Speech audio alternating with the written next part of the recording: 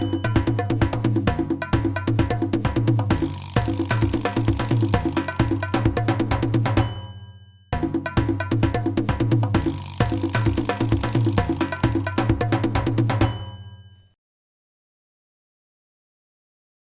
bonjour à tous et bienvenue à Nature & Co, votre rendez-vous environnemental mensuel.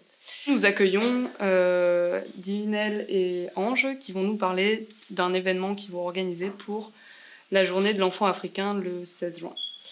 Donc Divinel, Ange, bienvenue sur le plateau de Nature & Co. Donc si on vous retrouve aujourd'hui sur ce plateau, c'est par rapport à la journée de l'enfant africain, Oui. Donc, qui se déroule le 16 juin. Oui, évidemment. Et donc vous avez prévu d'organiser quelque chose pour cette occasion. Est-ce que vous pouvez nous en dire un peu plus sur l'activité, l'événement que vous allez faire? Oui, on peut. En fait, nous avons pensé d'organiser la journée internationale de l'enfant africain parce qu'ici au Congo, on n'organise pas ça. Il y a juste des sociétés qui organisent ça comme Total, Total, MP Congo ouais. et Chevron qui organisent ça. Mais nous, on va organiser ça de notre façon à nous les Africains, parce que c'est notre journée à nous. Et ce sont des expatriés, ce sont des Français, ce sont des Anglais qui organisent ça. Et nous, on va organiser ça de notre façon à nous. D'accord. C'est pour cela qu'on s'est réunis avec d'autres jeunes pour un peu essayer d'organiser ça. Et donc, qu'est-ce que vous avez prévu pour la journée? Ouais. En fait, on a prévu de faire une conférence sur l'importance des jeunes dans la protection de l'environnement et puis l'importance des jeunes dans le développement de l'Afrique, parce que c'est aussi important, c'est les jeunes qui doivent apporter quelque chose. Et aussi, on a pensé qu'il va falloir mettre des jeux, des jeux d'ensemble, des jeux où tout le monde va se retrouver, un peu quand on était enfant, ou les plus vieux qui ont joué à ça, où on tourne autour de l'autre, on dépose une sandale, on chante, un truc comme ça. Ouais. Et donc, pourquoi parler de l'environnement pour cette journée de l'enfant africain? Parce qu'il y a la journée de l'environnement, il y a la journée de la biodiversité, donc pourquoi cette thématique? Pourquoi cette thématique? Parce que l'environnement est important. On ne peut se prétendre vivre dans un monde sans environnement. Donc, il va falloir vivre. Les jeunes qui vont vivre dans ce monde-là, ils doivent prendre en compte l'environnement. Donc ça veut dire qu'on doit leur parler de l'environnement, qu'ils ont le droit de protéger l'environnement auquel ils vont vivre. Parce que c'est la jeunesse, et la jeunesse doit en fait de vraiment protéger la nature. Est-ce que c'est un constat de plusieurs d'entre vous, ou est-ce que beaucoup de jeunes à notre époque prennent en compte ce constat, ou est-ce que c'est porté par quelques individus On dirait quelques individus, parce que c'est pas la majorité. La majorité, on peut pas dire s'en fout un peu, mais on peut dire que ça leur intéresse pas. De parler en fait, le truc, c'est pas que ça les intéresse pas, mais c'est seulement on les parle moins de ça. Si on les parlait plus souvent de ça, je crois qu'ils vont s'intéresser à ça. Donc ça commence un peu par cette journée, on va les parler de ça. Nous-mêmes étant jeunes, et d'autres seront là aussi pour continuer encore à les parler de ça. Ils seront plus intéressés. D'accord, et donc vous, c'est quoi? C'est un collectif d'à partir de lycée? Comment vous êtes réunis pour vous dire on va organiser quelque chose pour cette journée-là? On est plutôt une assemblée, parce que moi personnellement, j'ai une association dont je suis président, et lui aussi, avec ses collègues, ils ont un collectif à l'école, comme on est tous dans des écoles différentes. Du coup, on s'est rassemblés, on a préféré appeler ça une assemblée générale des jeunes africains. Et donc, vous êtes chacun séparément dans une asso différente? Oui. Donc toi, par exemple, c'est The Foundation Kids. Et c'est pour les enfants, je suppose? C'est pour les enfants, oui. D'accord. Et toi? Et moi, c'est pas vraiment une fondation ou bien une association, non, c'est juste des collègues de classe. D'accord. On s'est réunis comme ça pour organiser une journée, organiser des événements et parler un peu faire un peu de débat entre nous. C'est pas vraiment une association. Et donc là, sur l'événement, vous êtes combien à organiser à peu près? 2 associations, et lui et ses collègues. La Hope Foundation et puis The Foundation Kids. Et vous avez de l'aide de la part des enseignants, des profs, De l'aide, oui, en quelque sorte. On ne va pas parler d'aide financière, si c'est ce que vous parlez. On ne parle pas d'aide financière. C'est plutôt de l'aide avec leur présence, puisqu'on aura un orateur qui sera un professeur. Du coup, on dit que le professeur nous aide un peu, quoi. Donc l'événement est bien reçu, enfin le projet est reçu. Oui, il est bien reçu. Oui. D'accord. Et donc en fait, moi ce qui m'intéresse aussi aujourd'hui, c'est de savoir un peu votre point de vue sur l'engagement des jeunes justement pour l'environnement, et comment faire, selon vous, pour que les jeunes se sentent plus concernés par, bah, ce qui nous entoure à l'heure actuelle, par les nécessités de préserver l'environnement, de vie, etc. Donc, comment vous ressentez en fait l'engagement des jeunes à votre échelle? À notre échelle, l'engagement des jeunes n'est pas vraiment assez grand comme on peut le penser.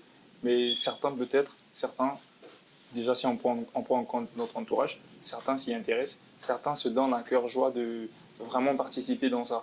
Ils se disent que oui, c'est quelque chose qui nous représente nous, parce que c'est nous qui allons vivre dans ce monde-là et vraiment on doit faire quelque chose pour le changer.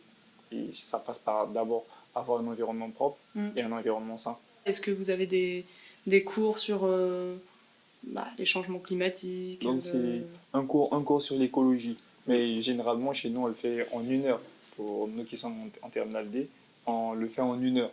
Et eux, ils le font pas. Donc c'est pas vraiment comme on le pense. Pour plus, la terminale D, on le fait 1 heure et deux fois, c'est sur Polycop. D'accord. Ouais. Oui. On le donne sur un Polycop comme ça et à nous d'aller étudier. Comme on sait tous, la majorité en fait, savent que ça passe moins à l'examen. Donc ils prêtent moins attention à C'est ça. ça. D'accord. Du coup, Donc c'est juste en terminale que vous avez En terminale D, mais pas en terminale C. Parce que Ni moi, en je suis en terminale terminale L. C, lui, il est en terminale D. D'accord. Donc chez nous, ça passe pas. Mais on fait des recherches. On peut s'interroger sur l'environnement, des choses comme ça, l'écologie, la pollution, des trucs comme ça. On s'interroge et on fait des recherches. Mais ça, c'est si toi t'es intéressé. Mais je veux Ouais. dire, imagine, t'as un ami, il n'est pas du tout intéressé, il va pas y avoir de dispositif mis en place pour. Non. Il n'y a pas les dispositifs Non. en place pour ça. D'accord. Et vous, à vos échelles, qu'est-ce que vous faites en fait pour, disons, pour remettre votre pierre à l'édifice, en plus de cette journée que vous faites? Si par exemple, je sais pas, est-ce que vous avez des conseils que vous pouvez éventuellement mettre en place ici? Oui, déjà, nous personnellement, on essaie d'éviter de jeter nos petits sachets un peu partout. On Partout. cherche des bacs. Pour certains, ils nous disent que vous êtes fous, hein. Tu vas quitter de là à là parce que tu veux juste jeter dans une bac. Attends, c'est quand même fou. C'est ce qu'on essaie de faire de notre côté pour passer un peu le message à nos amis. Voilà, si nous on le fait, vous aussi vous pouvez le faire. Mm. La propriété commence par soi-même d'abord. Si tu veux que l'autre change, change d'abord toi-même. C'est ce qu'on veut passer à nos amis. Et vraiment, pour protéger l'environnement, c'est ce qu'on fait. On commence par nous-mêmes et au fur et à mesure que nous marchons avec nos amis, ils vont copier, ils verront et puis ils vont changer. Et est-ce que vous constatez quand même un changement climatique déjà ici? Oui, Ouais. on le sent. Déjà, avant, comme ça, en saison sèche, on criait un tout petit peu. Pour ceux qui Oui. n'ont pas la climatisation dans la maison, comme nous, voilà. Il fallait se réveiller à 3 heures du matin pour se doucher, dormir et se réveiller à 5 heures du matin parce qu'il faisait un peu plus chaud. Alors que maintenant, il fait moins chaud. Il fait moins chaud, mais il fait beaucoup plus frais à partir de 4 heures du matin. Et vous, plus tard, qu'est-ce que vous voulez indépendamment faire vous avez peut-être une idée de métier déjà ou d'orientation? Ouais, ouais. Et c'est beaucoup différent. Lui et Ouais. moi, on n'est pas, Ah on bah n'est c'est pas, bien, c'est bien. on n'est pas Vas-y. sur la même branche. Moi, c'est plutôt sur l'architecture. Du coup, comment ça vous est venu à l'idée de faire une journée sur l'environnement, sachant qu'il y a si peu d'intérêt, entre guillemets, enfin pas d'intérêt. C'est parce qu'il y aura beaucoup de jeunes, déjà lors de notre journée, il y aura beaucoup de jeunes, et on a trouvé que c'est même l'occasion de les parler de l'environnement. Parce que récemment, Renatura était dans mon école, et j'ai pu assister un peu vers la fin, un tout petit peu, mais j'ai trouvé que c'était intéressant ce qu'ils étaient en train de développer comme thématique. Et je me suis dit pour notre journée, si on pouvait les inviter, qu'ils viennent un peu développer leurs idées, ce qu'ils en pensent. Aide pour construire ce projet, je veux dire je vous avais déjà demandé de l'aide de la part des profs, mais des subventions, est-ce que vous avez cherché des partenariats ou comment vous vous êtes débrouillé? Si par exemple demain vous devez dire à des jeunes qui veulent faire aussi un projet comme ça, une journée, les étapes en fait par lesquelles vous êtes passé pour construire ce projet. Bon, jusque-là, c'est vraiment difficile. On a écrit des lettres, on a monté un projet, on a proposé à certaines compagnies. On va peut-être pas tous les citer ici, mais sinon, on a proposé à ces compagnies-là. Mais jusque-là, à moins qu'ils nous disent qu'il y a un problème de réseau, on va accepter. Mais sinon, on n'a aucune réponse de leur part. On n'a vraiment rien pour soutenir cette initiative.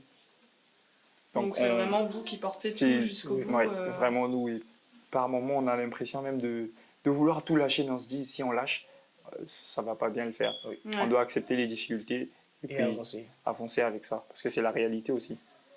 Et donc combien de temps ça vous a mis à peu près pour créer ça? Enfin, depuis quand ça mûrit en fait cette idée? L'idée concrètement, ça venait de lui que ça devait bien mûrir, mais comme il est toujours caché, il faut toujours le déloger quelque part. À un moment, c'était depuis déjà plus de 6 mois qu'ils allaient faire ça, mais à un moment, ils se sont arrêtés parce qu'il y avait le baccalauréat qu'on passait.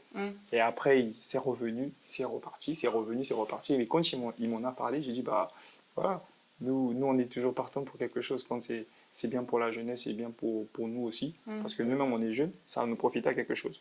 Voilà, du coup, c'est parti de là. Donc, on peut dire 1 mois, sinon 2 mois, que c'est parti avec lui comme ça. Et du coup, d'habitude, sur la journée de l'enfant africain, il n'y a rien qui se passe? Chez nous ici, il n'y a rien qui se passe. Et c'est partout en Afrique ou c'est... Non. La journée, c'est partout en Afrique. C'est même à Soweto où la journée est née même, c'est férié. À Dakar, c'est férié, partout c'est férié, mais chez nous, tellement on ne connaît pas, donc du coup, c'est pas férié. Ce qui est un peu bizarre, c'est plus organisé dans les pays anglophones que dans le pays francophone. Dans les pays francophones, quand on essaie un peu de voir sur le net, il y a le Sénégal qui ont organisé ça cette année-ci, avec 500 000 personnes. 500 personnes, oui, 500 personnes. 500 personnes. Et les jeunes vont parler directement avec le président. Vous voyez l'importance qu'ils ont apportée à cette journée-là. Mais chez nous, ici, on banalise la journée. C'est comme si, pour eux, ça ne représentait rien. Donc, nous, étant les jeunes et les enfants, on s'est dit que non, c'est notre journée à nous. Ouais. On s'est dit que non, c'est notre journée à nous. Pourquoi pas faire quelque chose pour essayer un peu de partager les choses, c'est partager notre culture, c'est partager notre savoir-faire et parler du développement durable dans l'environnement. Un échange débat, tout ça. Du coup, là, vous avez prévu, donc on a dit conférence, c'est ça? Oui. Conférence, un film? Sur l'importance des jeunes dans le développement de l'Afrique, et puis une conférence sur l'importance des jeunes sur la protection de l'environnement, une projection sur un film. Le film, c'est quoi? Il y a 2 films en fait. D'accord. Le premier, c'est Rachel Mwanza, une sorcière du Congo. Elle raconte un peu son histoire où elle est partie des rues de Kinshasa au tapis rouge du festival de Cannes. Pour dire. Ouais. Sur quel film? Non, tapis rouge des Oscars. Ah, des Oscars, ok. Des Oscars. C'est sur quel film du coup qu'elle a été allée Et sur comment on appelle? Rebelle. Rebelle. Ah oui, d'accord, ouais. La fille un peu abandonnée, et puis elle raconte toute cette histoire. Et puis on a aussi pensé, pour les jeunes, c'est anecdotique un peu ce film qu'on a suivi. Celui de Soundiata Keita. Je connais pas. un jeune malien qui a rampé toute sa vie. Il est né, normalement à 1 an, les enfants marchent. Mais lui, il ne marchait pas, il rampait. À 2 ans, les enfants marchent. Lui, il rampait. Jusqu'à il s'est levé un jour et il est devenu un grand homme au Mali. D'accord. Ouais, ça veut dire que l'Africain, il peut ramper, il peut devenir un grand homme. Voilà le message qu'on peut aussi passer par ce film. Et imaginons, j'espère pour vous d'ailleurs, que l'année prochaine, vous avez votre bac, pardon. Oui. Du coup, là, qu'est-ce qui se passe? Vous devez aller à Brazzaville ou de Lizy pour faire vos études? Non, mais non, peut-être pas de... Je sais pas. Non, c'est Brazzaville. C'est Brazzaville, oui. obligé? Non, c'est pas obligé, mais comme si l'université se trouve là-bas, donc. Il n'y a que à Brazzaville L'université publique. Ouais, il n'y a qu'à Brazzaville. Donc, une fois qu'on a le bac, ça veut dire qu'on va à Brazzaville. Et on ne veut pas dire qu'on va tout lâcher. À Brazzaville, il y a aussi des jeunes. Donc, on va encore se mêler avec ces jeunes-là, les mobiliser aussi, les faire savoir ce qu'on a fait à Pointe-Noire, seul. Et nous, à Brazzaville, on va faire le truc avec ceux qui sont. Du coup, tous les jeunes vont participer à ça. Voilà, c'est des actions qu'il faut pérenniser. Oui. Parce que, du coup, c'est un beau message d'espoir que vous donnez, je trouve, personnellement, Merci. parce que du coup, vous vous engagez pour une cause aussi bien environnementale que pour les jeunes. Merci. Et donc c'est encore mieux quand c'est porté par vous, enfin Oui. par la jeunesse. Donc voilà, donc merci pour nous avoir partagé tout ça sur ce plateau. Donc merci à vous d'être venus sur ce plateau pour partager cette expérience et ce Merci. message d'espoir. Merci. Si jamais on veut vous contacter par mail ou par téléphone, vous pouvez au numéro qui s'affiche en bas de l'écran. Oui. Et puis, je vous souhaite beaucoup de courage pour cette journée qui va arriver et, Merci. pour la suite aussi. Merci. Merci beaucoup. On se retrouve le mois prochain pour un nouvel épisode de Nature & Co.